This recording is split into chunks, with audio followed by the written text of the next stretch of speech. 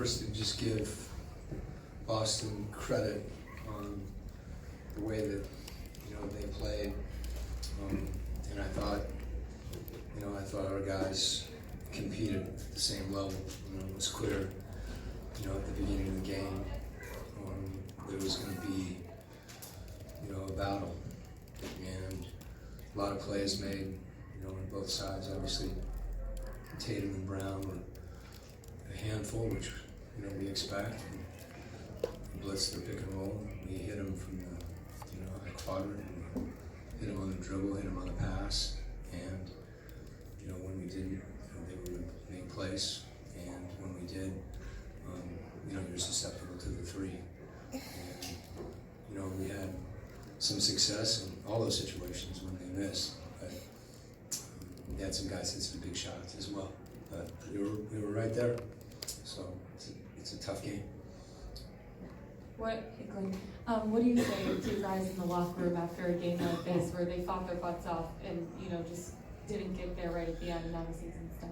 Yeah, just really I've said, for a while, some of you that have covered us for, the last couple months, that we were wanting to be. Our goal was to be the best version of ourselves at the end of the year, and I thought that that continued from the regular season, through the playoffs, and you saw, a group that was connected. Different guys came up big in different games. I thought that this is a tough team to guard. And for the most part, I thought, we executed. And sometimes even when you execute, these guys are good enough to make plays. And then, the way that we played together on the offensive end. But what I told them is that I'm proud to have the opportunity to coach them. And, we talked about communicating, being competitive, and being connected. And I thought we were all three of those things.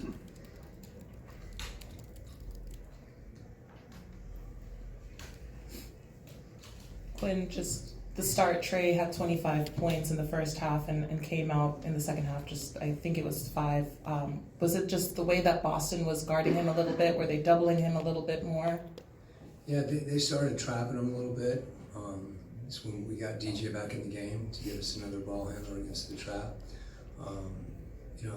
There's sometimes, he had a couple of his best looks late, and I don't think he was worn down or tired. I think he just, occasionally guys miss a shot. In Trey's case, we're used to seeing him hit big shots, and he hit some big shots tonight too, to get us in that position. And we had a number of guys that had some really good looks late. Hunt stepped in and made a big one for us, but we scoring against them. The last 3-4 minutes of the game is gonna have to score, and we got to the rim a couple times and didn't score, and we had that one possession on the side out. Only had one timeout left. We used another one about 1:30 to try to get control of the game, so we have a chance late. And I thought, when we were, you make a decision. You've got two players in Tatum and Brown that even when you're on them, they have the ability to rise up, and they were both doing that. So when we did hit them and tried to commit to the ball, I thought Marcus Smart made a great pass to the corner. We had two guys help, being aggressive and trying to protect the rim, and Al made a big shot. There were a number of plays like that, and I thought Trey, in addition to our whole team, just competed, and in the end, that's all you can ask for.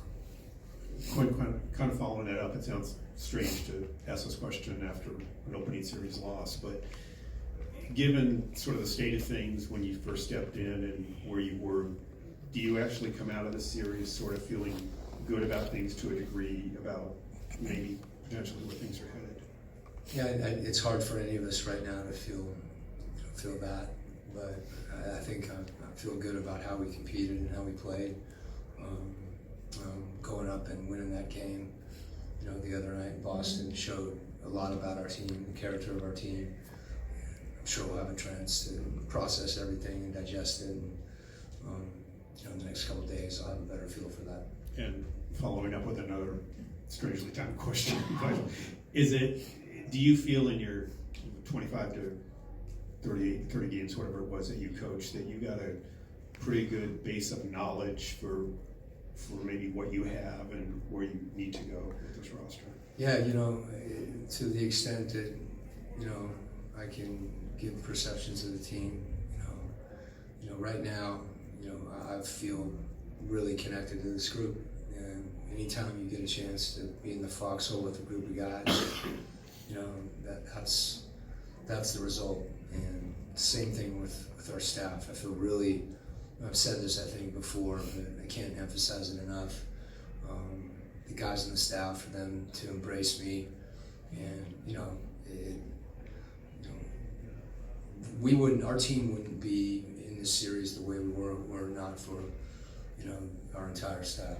Joe and Longo and Mel, and particularly the guys on the bench, but Nick and Matt and Tim and Paul. The guys just were really, really supportive of me and supportive of our team. And I think that group, as much as anything, really, we came together, and that's an unusual situation for all of us. As I said, I need a chance to process this whole thing, but that's, those are the first impressions that I have, and the place I go when I think about the last couple of months. Coach, what was your message to DeJounte after the first half? Just scoring points, but what was the message to him to keep him focused in the game? He's not someone that I needed to say a lot to. It's more of kind of eye contact and a nod. Like, he's such a competitor, and I think there's always stretches of the game that are tougher than others. And I just think he got a feel as the game went on. Got in the deep paint, got to the rim, hit a couple shots, and he's one of the guys that our backcourt is fun to coach, and because they've both been really committed to what we're doing, and the communication that I was able to have with those two guys in particular, not just practice, all the other times you touch guys, but during the game, and to the extent that sometimes I just need encouragement and have plenty of confidence and let them know to keep attacking, and that's what we need to do. That's what DeJounte needs to do. That's what he did.